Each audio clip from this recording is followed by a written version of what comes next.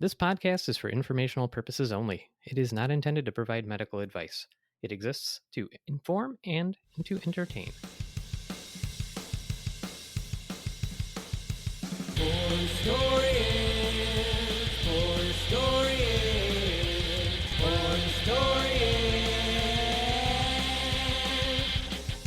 Welcome, everyone. This is Poor Historians, a podcast misadventuring into the archives of medical history and beyond. Each show, we dissect a history of medicine topic from the past to learn a little something about how medicine got to be the way that it is today. I'm Dr. Max, and I'm flying solo today for this month's bonus episode to bring you an interview about a subject that is very near and dear to my heart, kind of literally, but metaphorically too. I'll explain that in a moment. It involves medical history, punk rock, and, yep, of course, professional wrestling, all in one single person. So I'm going to explain. I mention that we love to get messages from fans, and this episode started as one of those messages. So a huge thanks from me to Rory for sending an email in that brought this topic, which was in front of me pretty much my entire young adult life. And the whole time I've been doing this show, it's just been sitting there, and I had no idea that I needed to know more about it or that it exists. And so fans of the show will know that I'm a big wrestling nerd, professional wrestling. It's like one of the greatest art forms on earth. I know. And I'm not ashamed of that, obviously. I wear that proudly. But what you may not know is that I also kind of have a punk rock background or something to that effect. Because in college, I had green Liberty spiked hair. I wore chains. I had studded clothing, torn shirts, hung out with all those people, many of which are still my friends today, I'll be proud to say. And I still, to this day, absolutely love punk rock music. And so I especially also love Irish punk rock because I come from a partly Irish family. And with that, that definitely has to completely include the Dropkick Murphys, a Boston-based, world-famous punk rock band. And most people probably have heard, if you're not familiar with them, you've probably heard Shipping Up to Boston, which you're going to hear at any major sporting game. You know, you're going to hear it at a baseball game, football game, basketball. You know, you've heard Shipping Up to Boston because it is, as the kids say, a banger. But the Dropkick Murphys have a very dear place in my heart, and we're going to get to that. But before I keep talking about myself and just talking myself in circles, I wanted to bring an interview because when I sat down to write the story of who that band is named after, I said, look, I found, hey, there's a book that was just written. I wonder if I reached out to that author, if she might come on the show. And what do you know?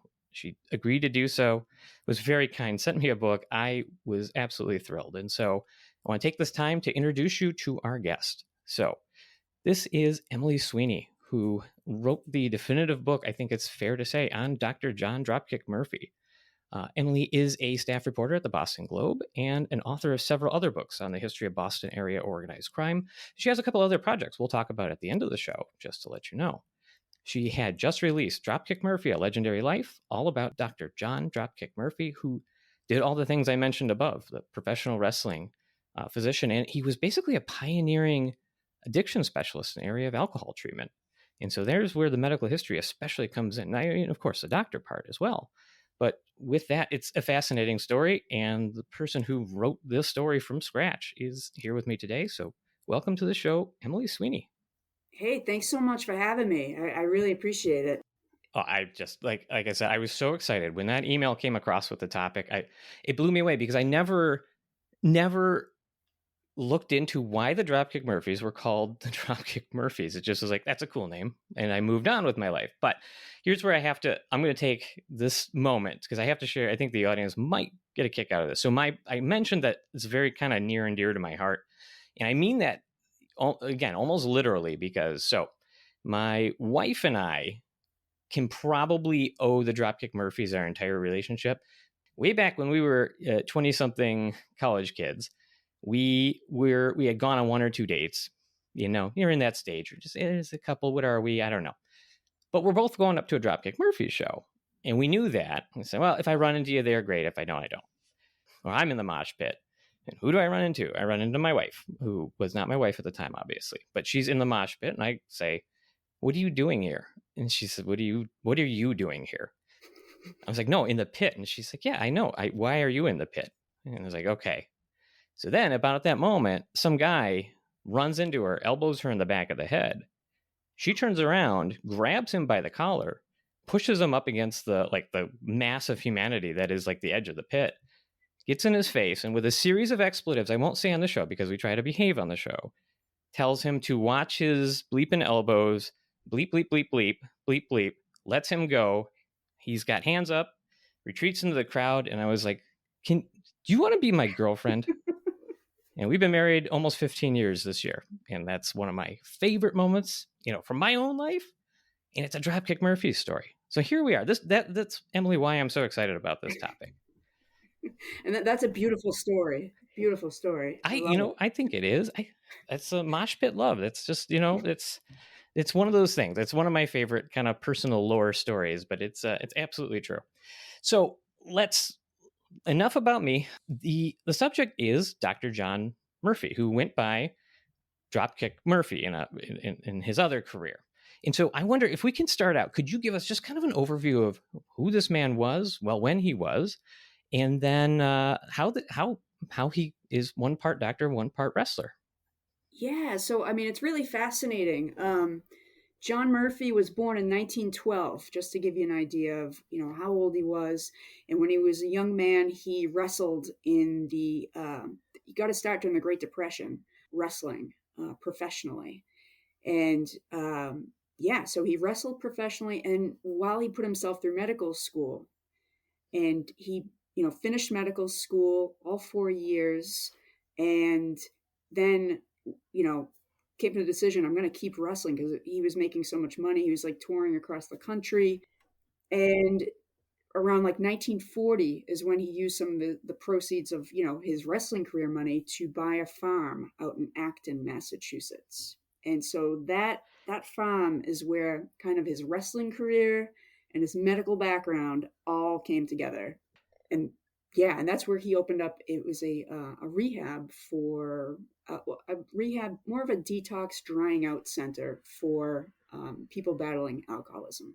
The other cool thing that I have to point out is that he went to an osteopathic medical school, right? And so he was a Yes. DO. Now we did a whole episode on that. So if like folks it's just an interesting aside because we did do an episode talking about the origins of osteopathy, and there's definitely, I think, a pretty significant, just sort of, if you listen to that episode and kind of the approach that osteopathic medicine at least kind of generally advertises having is sort of a little bit different, perhaps in some sense holistic. It's when I read that, I was like, well, of course this, Dr. Dropkick Murphy here of course he's going to approach alcoholism in a little bit of a different and I think very empathetic way that Mhm. I was pretty surprised, to be honest with you. And I was expecting, this is, alcohol treatment in the 1940s to 1970s. Do I have that period Yep. roughly right? I did not. I was very surprised by how, again, empathetic his approach was, and honestly, how thorough and scientific, even by today's standards. And we'll talk about that as we get there. But I was surprised by how advanced it sort of seemed. Now, there's definitely some time period things that happened along the way. I think one way might maybe paint for the listener. This was kind of called, and I forgive me, I don't remember if he called it this, but it was sort of a health farm. It was the concept. Can you talk about what that is and what it was kind of based off of? There were some others that existed at the time, if I remember. Yeah. So Dropkick did call his farm a health farm, and I also have to mention that he had a state of the art training facility with regulation sites like boxing ring, wrestling ring, and professional boxers would go out there and train, and other athletes. He had a full, like, I mean, say the art, especially for the 40s, gym, and offered like fitness, like classes and, personal training services at a time when, I was surprised to find that out. I was like, wow, that's like, really, that was a long time Mm-hmm. ago. Was it that like the boxers and the professional athletes that would train, they didn't necessarily weren't there for alcohol treatment? Is that correct? He had an amazing gym and they would Yep. train alongside these folks who were in treatment, basically. Yeah, so it was really it was interesting because you had these distinct populations, but they were all kind of mixing together. You had professional athletes who were training, people working out, celebrity visitors once in a while. Then you had the people going there for treatment who came from all walks of life, men who are lawyers, politicians, a range of different occupations. And then you had the staff that ran the farm, because he would have like about dozens and dozens of patients at any given time. So he had a large staff as well. And then you had Dropkick's family. So you had like little kids running around, and so it's like this really interesting atmosphere, and so I think where people went there to dry out, it definitely, you were surrounded by all types of folks. It was definitely a lively spot. There was always something happening. And I think lively is, to say the least. Like, there's some amazing anecdotes, and some of the things you mentioned, like his children were, they are part of this. They're doing the. Can you describe what they would do on the farm? As far as while these people are patients, they're withdrawing from alcohol, or they're receiving counseling and fitness treatment and those sort of things. What are Dr. Dropkick's Dr. John Murphy's kids doing at this time? Yeah, so the kids were a range of ages. The younger kids would often just be playing and stuff, and his oldest children would be working at the farm, helping out. Sometimes that involved like picking up patients and just tending to like the dormitory areas, and just doing jobs like that. The youngest kids he would send out and ask them to look in the woods and like the road leading up to Dropkicks for any contraband, because sometimes patients were known to Yep. hide bottles of liquor like in the woods, or like bury it, or like, you know what I mean, like in stone walls and stuff, and the kids would go around Yeah. and bring all the bottles back to Dropkick. That was one of those stories I thought was kind of definitely a period piece and whimsical. I don't, that's it, you can't, but I just never think about your modern children running around finding the hidden booze bottles, that are around a treatment facility that you're running out of your home. I mean, your farm, but he did live there, I believe, right? Yeah, he lived So right there, and all the kids did too. exactly. When I interviewed, his children, I was like, I had no idea. I was like, what was it like? Did anybody ever bother you? You have guys coming, again, they're drying out. They could be withdrawing from any number of substances in addition to alcohol. And, but all of them said that all the patients treated them really well.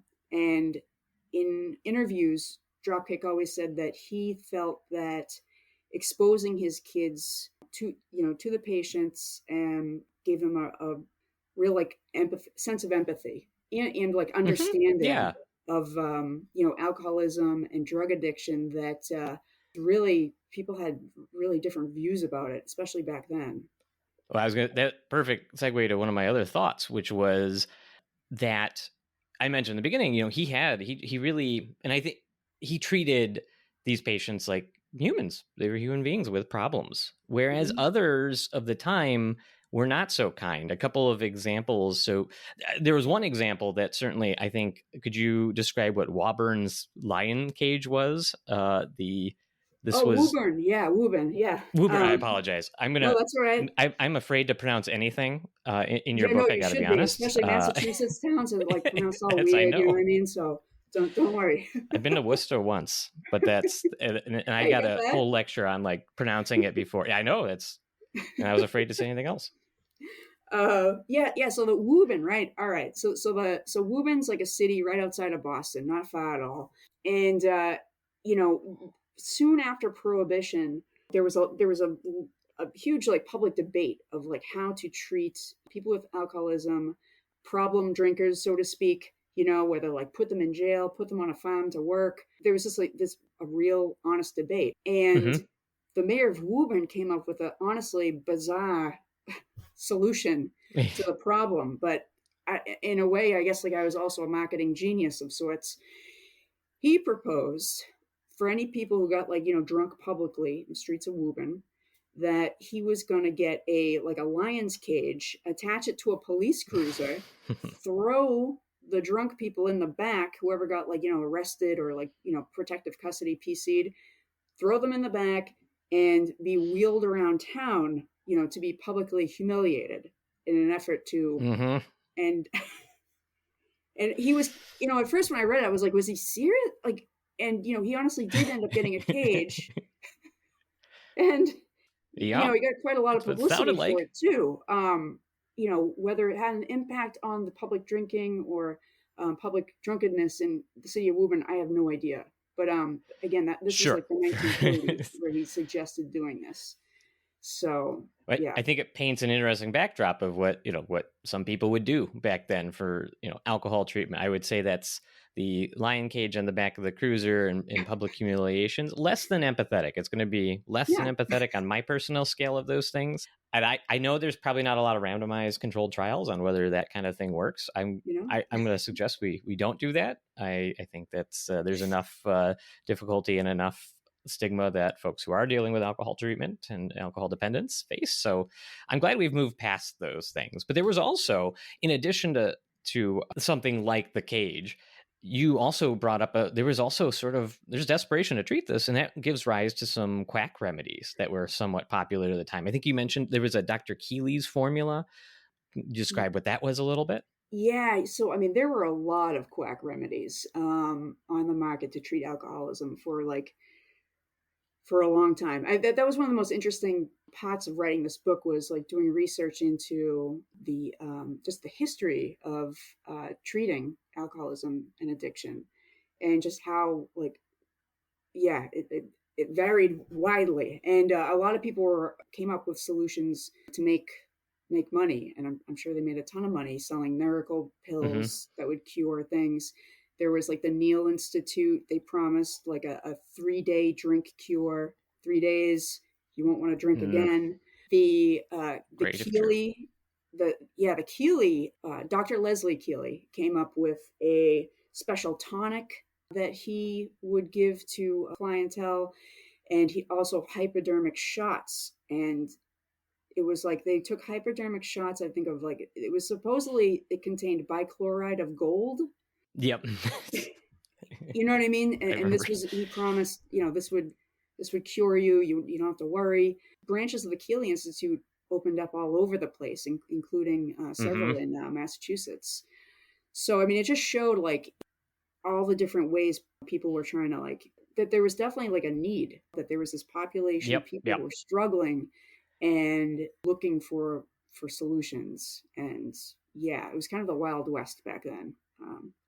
Definitely, definitely. We've done several episodes kind of covering some of the weird things that came out of radioactive treatments and stuff like that in the era before that was the patent medicine era, Yeah, but I think you hit the thing that stuck out to me is that those things, although it's easy to snicker and make fun of, like oh, this is ridiculous clearly, but this desperation, it's desperation to treat a very difficult problem that made the way so that quack medicine such as that could be marketed and very profitable, and so yeah. I always like to make sure I ground myself in remembering those sort of things. So I think one of the most interesting starts to, after Dr. John Murphy he buys this farm. Did he retire from wrestling at that time, or he was kind of teetering, if I remember correctly? Yeah, he wrestled for a few years after buying the farm, but once he and his wife kind of established it as a detox facility, he ended up retiring from wrestling and focusing full time on the farm, Bellows Farm. Right. The one I was going to say, would you mind sharing the story, that first group that he has, that he takes with him to one of his matches, I think was an interesting tidbit because it kind of showed him that, ooh, this is going to be a big task to try to offer these folks treatment. Would you mind sharing that story a bit? Like when they go to his wrestling match and things don't go, I think, the way he would have thought. Yeah, yeah.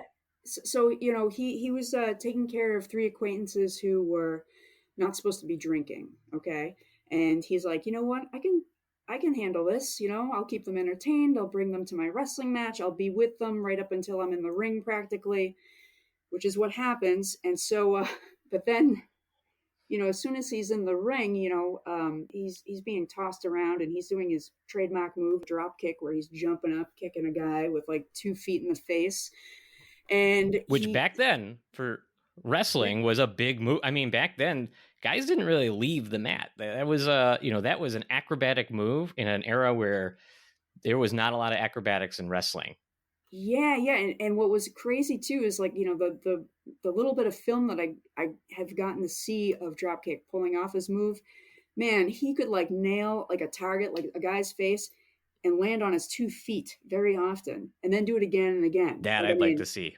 it was no, definitely. I'll send you some footage. You'll be blown away. Oh, it'd be amazing. Anyway, so like this particular match where he's taking care of these three guys who aren't supposed to be drinking in the ring, he looks up and he sees them like they're not even in their seats. They're like just like they're drunk out of their minds. And it was that point he always like drew back to that moment. It was soon after that is like he ended up retiring. He just I don't know like I think it's like him being like his medical background, him wanting to help people, and yeah, he just really really wanted to help guys like who are again up in the stands, acting crazy while he's getting tossed around the ring. Mm-hmm. He made it was then he decided he wanted to make that his kind of like that was going to be his career from now on. I have not done a big deep dive on like when true addiction medicine starts. I know it goes back as long as we've had addiction substances. At least there are in dependence on those substances. They've likely been people, whether they're physicians or healthcare adjacent, through time that have probably sought ways to try and help with those dependence issues. But they're extremely difficult for a variety of reasons. Obviously, now there's kind of two ways I think about this a bit. Because you have a psychological component to a lot of these addictions, and we'll be talking about alcohol here, given Dr. Murphy's story.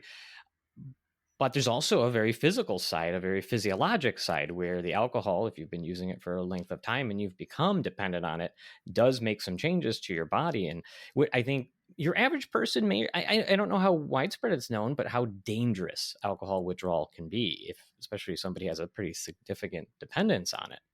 And so I will say, as I was reading your book and I'm sitting there thinking to myself, I've taken care of a lot of folks going through alcohol withdrawal, and I have a high respect for the amount of danger it poses.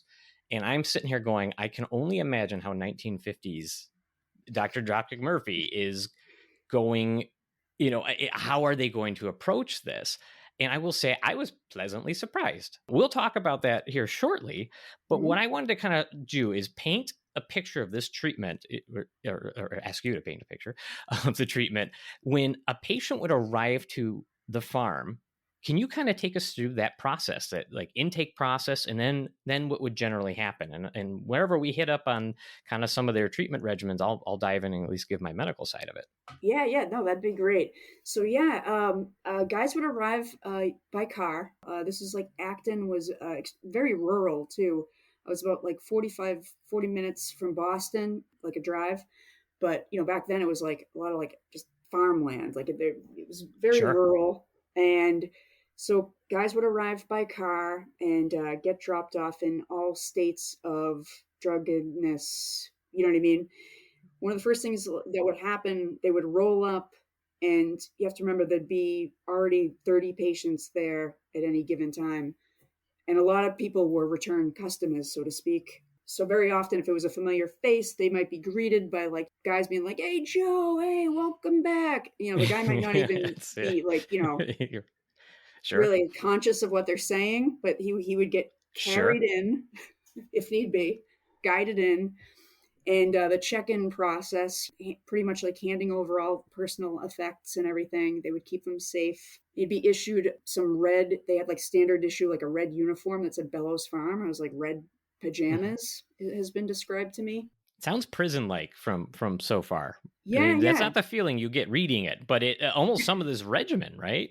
yeah. And so the red unis had a point because if a guy wandered away from the farm, they were given a really huge amount of freedom too. And and Dropkick always said that anybody could leave at any time. You know what I mean? Mm-hmm. Like they weren't like being held against their will or anything like that. Sure. So, but guys that did wander away, especially if they got into any kind of trouble, it was just very helpful for like police to know, or even the public, oh, it's one of Dropkick's guys. And Yeah, you can see them. I mean, the red yeah, and pajamas, so and they would return them. yeah. And so so you get checked in. If somebody's going through a really bad form of withdrawal, if they get the DTs or shakes, Delirium tremens, yeah. there was a room called Little Tokyo, they called it. And again, you Yep. have to remember this is the 40s and 50s, Yeah. 60s, and they would like literally, if the guy was like, they would put him in one of these. It was like a padded room of sorts. And also, just to keep in mind, again, Dropkick went through medical school, graduated, and his wife was a registered nurse. He also had a doctor, a very well-known, well-respected doctor who was like on call and on the grounds visiting all the time. And there were other nurses on staff. So there, you know what I mean? Everybody, there was a lot of Yes. supervision. You know what I mean?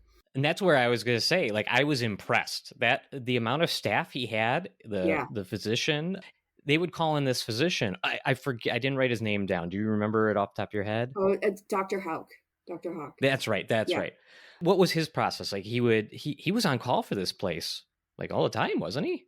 Yeah. So Dropkick, or he would get a call from either Dropkick or a staff member, saying how many guys got admitted that day, and he would check them out. Hmm. The every guy got treated. They kind of like customized the treatment for everybody. Dropkick always said, like, you never know, a guy could be diabetic. You know what I mean? He could be coming down off drugs too. Like there was just so many factors. Mm-hmm. And they would try to like figure out the best course of kind of like just drying them out. And that could start with getting a little bit of liquor. You know what I mean? Each day. Like Mm-hmm. Yeah, absolutely. Start. And then, yeah. So now as guys sobered up, there was a guy, Brooksy, he was a barber. They would get their hair cut. There was a masseuse named Eddie the Rubber. They would go in, they'd get a massage. Yep. And there was a pool table where guys would shoot pool. There was reading materials, newspapers, people would watch TV. There was one guy who he would like, whenever he'd go out to drop kicks, he eat like some oatmeal in the morning and just be like, take an axe and just chop down as many trees and shrubs as he could and just like, I don't know, worked it out outside. And, yeah. No, hey. Dropkick said he's like one of the best workers he ever had. Like, I remember that. Yeah, I know from the book. But I think that was smart. He individualized all this. It was extremely smart. Yeah. So yes, everybody got treated, at least from like the treatment perspective, a personalized treatment plan, and there was a large amount of freedom as to like how they wanted to spend their time. Dropkick always, he very early on hosted AA meetings, and again, nobody was required to go, but they were there if you wanted to go. Yeah. Yeah, and I think the community too, because I found it interesting is like so many guys came back, and you could look at it one way as like, yeah, they relapse and just as soon as they left, probably like started drinking again. But I think the fact that so many people came back too, I think it was a very supportive community atmosphere, like almost like a, you know what I mean, like like going to camp. You know what I mean, like. Well, a lot of what you described sounds fun. I mean, I'm not saying alcohol treatment is fun by any means, but this sounded like an environment that was really geared to make this an experience that if you needed it, you could come back, Mm-hmm. and it calls into mind, like, expensive celebrity rehabs and things like that. And I'm not saying rehab is fun. I would just be very clear about that. But there are certain amenities where you compare this to an alternative where, that some alternatives were just drunk tanks. They were just, you were thrown in a place where you end up in a hospital because withdrawals are so bad. And, there's not really any support. This is support, this is community. And maybe a reasonable quick segue, but some of these guys, this is kind of how the Dropkick Murphys, how does the band get the name? Yeah, so it's funny because Dropkick's Bellows Farm guys came from all over the place, but obviously it was located right out, not far from Boston. So there was a lot of people from Massachusetts, New England would go to dry out there. And it was interesting because there was like the phrase going to Dropkicks.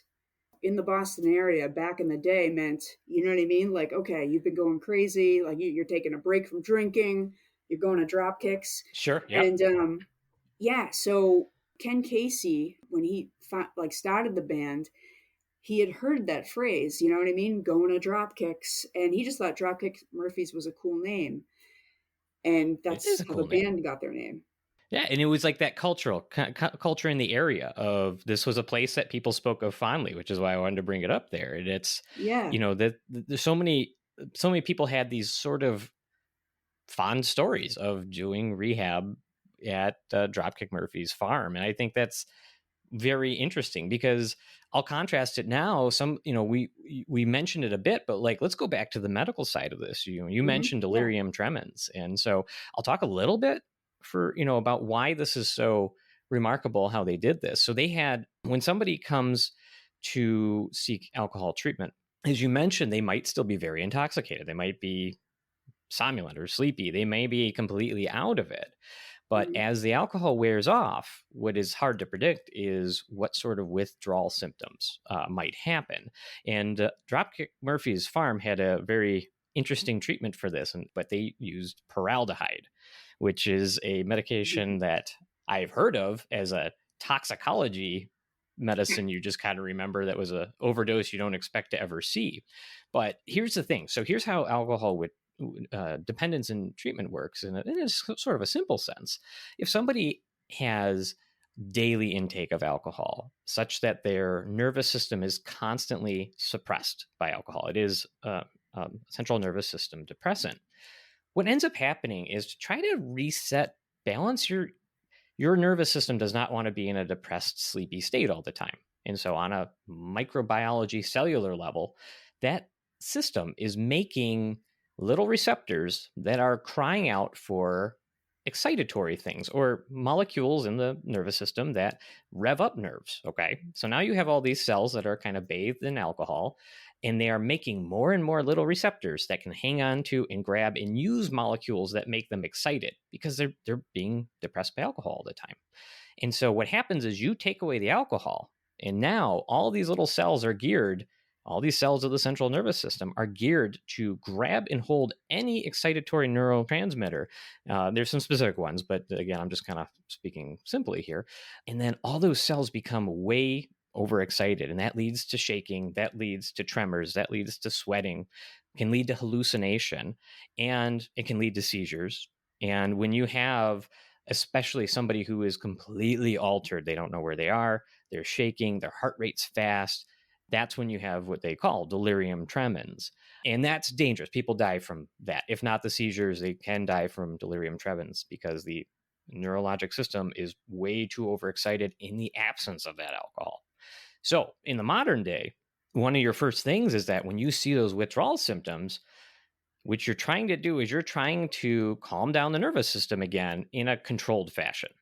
So people who are dependent on alcohol do this themselves because they'll wake up shaking and then feeling awful because that all those excited nerves are now they're trying to call out to not be in a depressed state or a suppressed state. And so if you drink again in the morning, those symptoms will go away. But it's going to take more and more day by day to get back to a normal, steady state. And so what ends up happening is if somebody shows up to, let's say, Dr. Dropkick Murphy's farm and is shaking and hallucinating and having full-blown delirium tremens, medically speaking, you can use alcohol, but it's sort of it's harder to control the dose. And what he opted to do was use paraldehyde, which was a medication, and I looked this up. This is not off the top of my head knowledge, but paraldehyde was discovered in 1882 by a German chemist, and it was it was used in 1882, but discovered in the early like 18 teens, I believe. And so it was used as a sedative, and it's sort of a sedating substance. I wasn't really clear from a brief look that it was like a what we call a benzodiazepine, like Valium, which is something we absolutely use in alcohol treatment today, or if it's barbiturate. Phenobarbital is another one we still use, which is a little bit of an older medicine, but still works quite well. But it generally looks like it works similarly. And so people would show up and they would have, if they were having withdrawals, he would treat them with paraldehyde. And Emily, if you don't mind, can you describe like how they would this was a ritual. Yeah, yeah.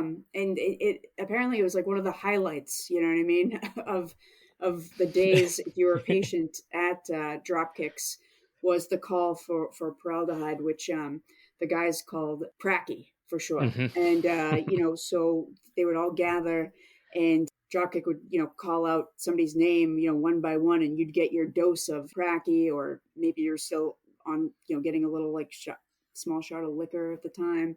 Everybody had their Hmm. different doses. But I know from all the research I did, that was like people would look back on that as a highlight of the day.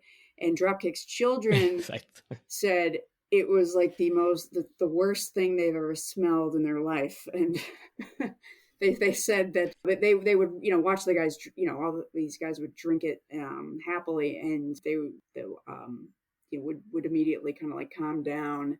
And the kids just said that the smell that sticks to them to this day. It sounded memorable, and honestly, when I looked up when I was doing some research on the substance, that it was notable that it was extremely potent, unpleasant to most people, and like a lot often would be mixed with like juice or something else just to try to make it tolerable. So I was also curious. I was like, I wonder why we don't use this anymore, aside from those pleasant side effects. But it can be carcinogenic, it can be toxic, and it's not completely disused, though. It can be used to treat seizures. Again, it's a central nervous system depressant.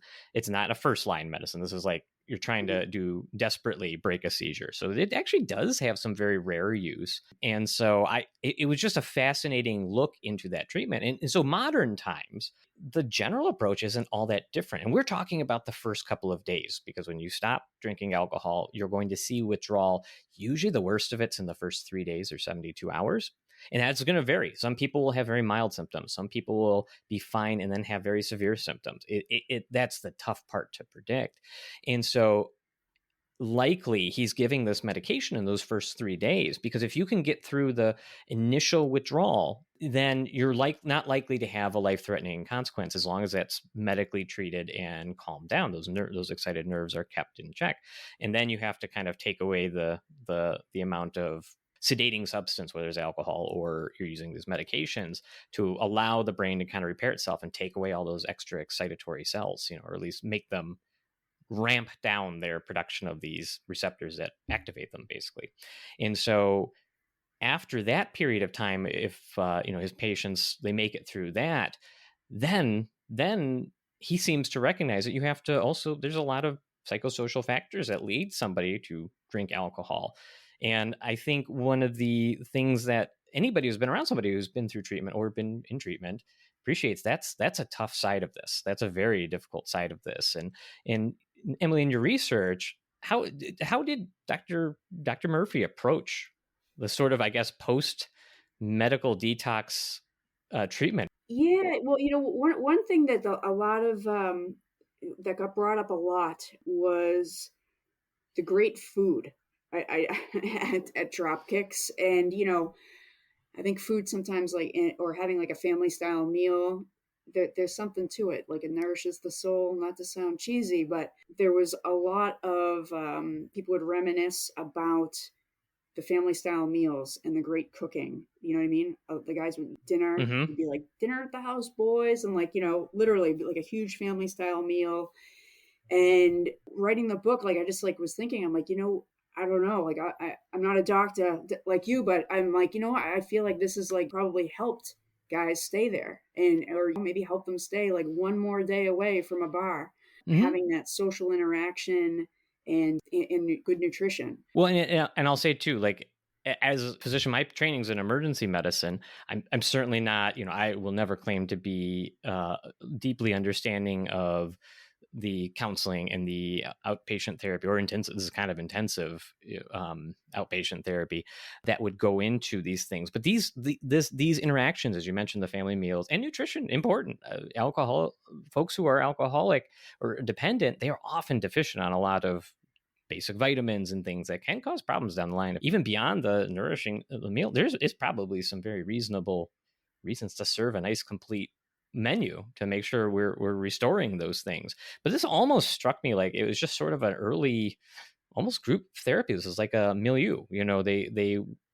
I don't know that I know I don't know any of the specifics on like how you would approach that part of it today. Like, what would you talk about those sort of things? I won't. That's outside of my specialty. But this seemed like it was something he was driving at to like, if we can make a community, we can kind of get these guys to try to achieve their sobriety together. Maybe this will work better. And I think that just seems maybe obvious now, but it seems a little ahead of its time for the time that he was doing this.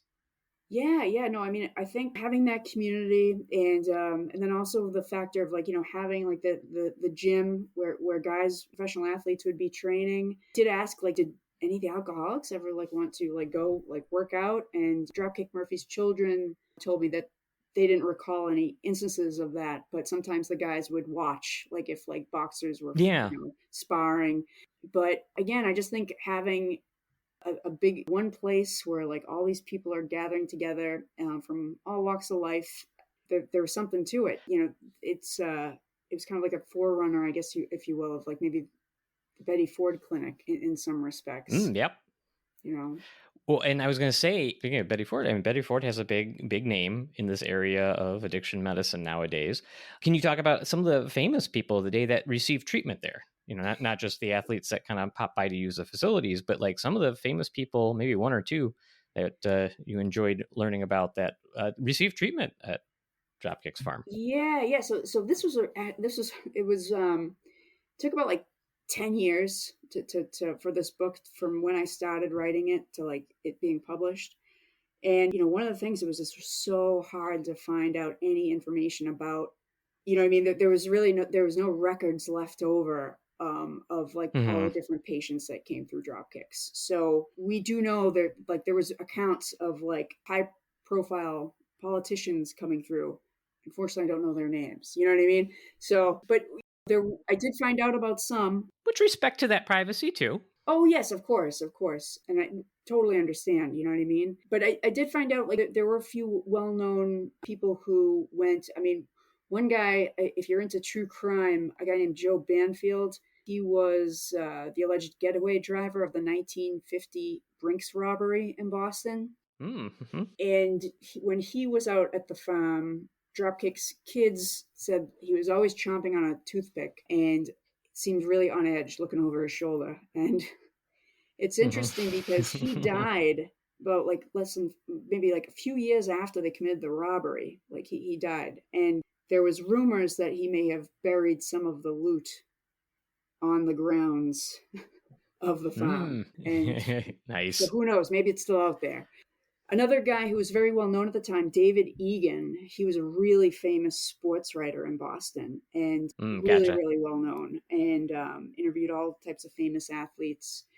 He was known to make more than one stay at Dropkicks, and it was also rumored that he was one of the guys that liked to also hide bottles in advance of his stays. So those were two of the guys that received treatment, and then there was a lot of other like very well known celebrity folks who came through Dropkicks to visit Dropkick or just to check it out. Rocky Marciano, Jackie Gleason. I've heard of him. Yeah, Boston Marathon legend around here, Johnny Kelly. There was a Boston Bruins player who would come out. And again, these guys weren't getting treatment, but they were there mostly to check out the gym or use the gym or visit Dropkick. So yeah, again, it was just a fascinating place that like drew a lot of different characters, Yeah, I think that's a pretty good overview of sort of the experience of being there. I had one question I wanted to close with, and then we're going to talk about some of your projects before we take off for good here. But this was a question that I was just kind of dying to ask with that research. And let's go back and highlight. You mentioned 10 years to research this book. You and I were talking a little bit before this that I really appreciate that you put in the epilogue a nice general summary of how much work goes into a book like this, because I think people need to appreciate that the amount of effort to write a really well researched book, which this absolutely is really underrated, because it's a ton of work. So like to appreciate. And we're glossing over a lot of other cool stuff in this book, right? Because I got to leave something. I want my audience to go check this out. And so, yes, so 10 years of research, etc. Everybody you've talked to, all the firsthand accounts, secondhand accounts, etc.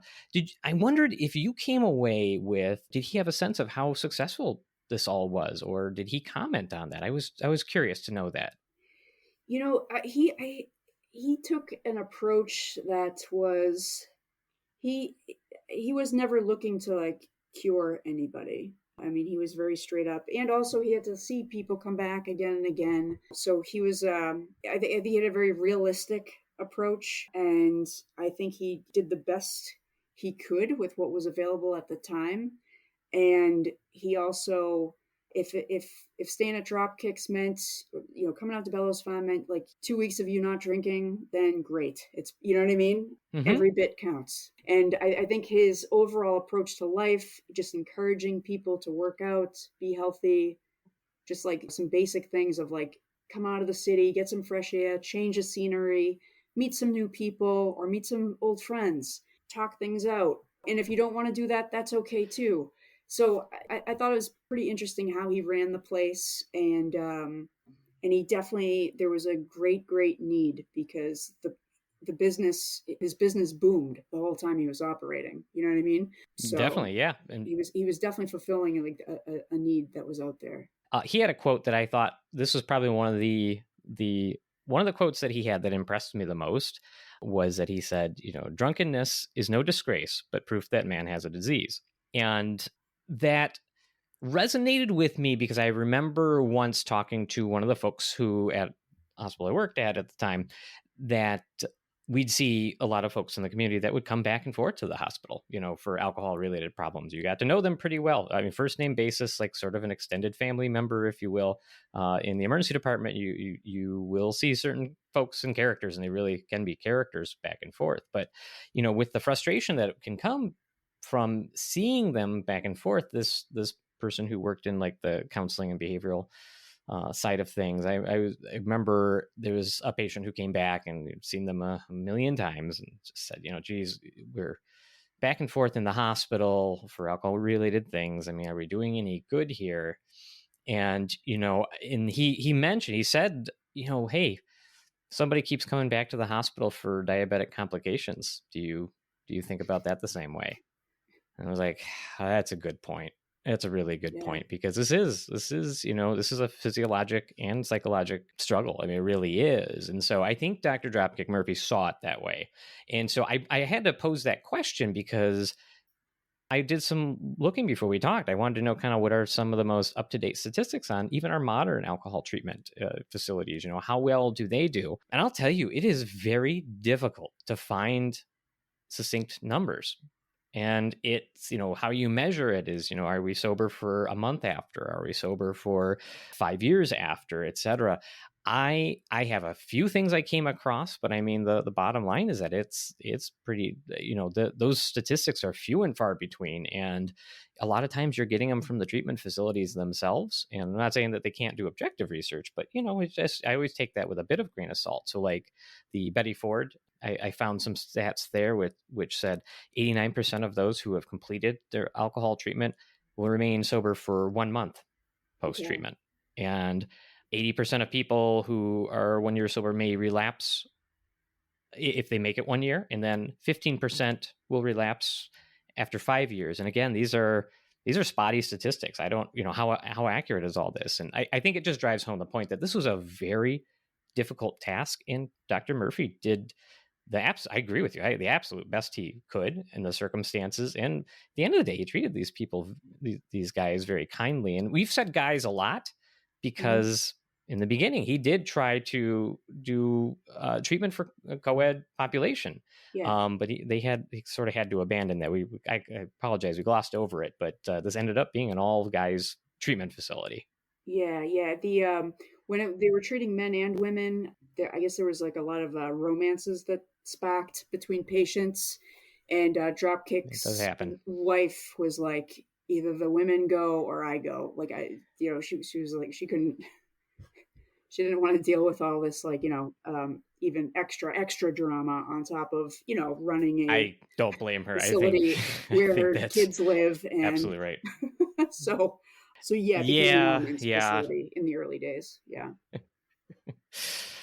Well, that's awesome. I think we can probably wrap it up there. But I want to say again for our listeners, please go check out this book. We're going to have links in our show notes. We're going to have links on our website. The book is once again called Dropkick Murphy: A Legendary Life. It is by our guest Emily Sweeney. And Emily, I wanted to ask you too. Are there any other projects? Please, whatever you want our listeners to go check out, you let us know here, and then I will also make sure I can link to all of them as best as possible. Yeah, yeah. Well, number one, thank you so much for having me on the show.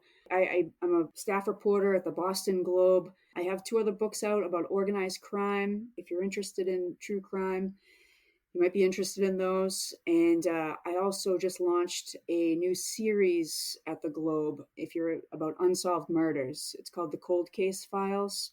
And again, that might be of interest to anybody, really, because these unsolved cases, we're really trying to raise awareness to, like, some of these cases could be solved if people come forward with information. So that's what I'm working on now, the Cold Case Files. I put out a newsletter about it, so if you have a chance to sign up for it, please do. And yeah. Well, I am personally also a fan of true crime, so I will definitely check those things out because that is way up my alley. So there we go. Well, there we appreciate everyone listening, and we'd love to hear from all of you out there. If you'd like to check out our merchandise, provide feedback, and those sort of things, we can be reached through our website, www.forhistorianspod.com. There you can send us messages and find links to our social media sites. We do work to respond to all those posts on our various social media accounts and are most active over on Threads at the moment. If you want to participate in the show, use our site to send us a medical history trivia question for Mike. That's on our normal show usually. If you have time, please go and leave us a nice 5-star review on Spotify, iTunes, or whichever platform you choose. And lastly, if you're a video gamer, nerd along those lines, those are my lines, check me out on Twitch via the link in our show notes. Until next time, the Poor Historians are signing out. Amy.